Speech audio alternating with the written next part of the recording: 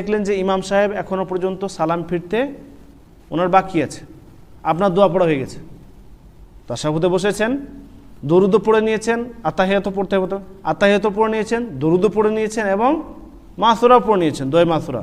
তারপরেও দেখছেন যে এখনো পর্যন্ত সময় আছে, ইমাম সাহেব এখনো সালাম ফেরেননি, ইমাম সাহেব এখনো সালাম ফিরতে বাকি রয়েছে মনে হচ্ছে এখনো পর্যন্ত। তো ওই সময়টা, ওই 1 মিনিট 2 মিনিট 3 মিনিট যেটুকু সময় পাবেন, এটা হচ্ছে অত্যন্ত গুরুত্বপূর্ণ সময়। আমরা অনেকে ভাবি যে ইমাম সাহেব এখনো লেট করছে, আমার দোয়া পড়া হয়ে গেল, কি ব্যাপার। আরে ওটা ভাবেন না, আপনি এটা ভাবেন যে ওটা হচ্ছে নেয়ামত। আপনার দোয়া পড়া হয়ে গেছে, ইমাম সাহেবের দোয়া এখনো পর্যন্ত পড়া হয়নি, বা ইমাম সাহেব সময় দিচ্ছেন কিছুক্ষণ, তো ওই সময়টা হচ্ছে অত্যন্ত গুরুত্বপূর্ণ এবং নেয়ামতওয়ালা সময়। ওই সময়ের জন্য আল্লাহ রাসূল সাল্লাল্লাহু আলাইহি ওয়াসাল্লাম বিশেষ ফজিলতের হাদিস বর্ণনা করেছেন যে সালাম ফেরার পূর্বে আপনার আমার দোয়া আল্লাহ তাআলা কবুল করে থাকেন।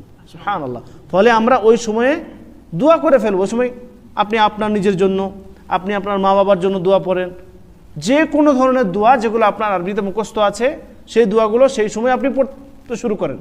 ইমাম সাহেব যতক্ষণ পর্যন্ত সালাম ফিরছেন না, ততক্ষণ পর্যন্ত ওই সময়টা আপনি নিয়ামত ভাবেন। ওই সময়টা হচ্ছে আপনার জন্য গুরুত্বপূর্ণ এবং দোয়া কবুলের সময়। ফলে ওই সময় যে কোনো ধরনের দোয়া, যেটাই আপনার মুখস্থ আছে, যেটাই আপনি ভাবছেন, সেটা পড়তে শুরু করেন। জি, আপনি দেখলেন যে ইমাম সাহেব এখনো পর্যন্ত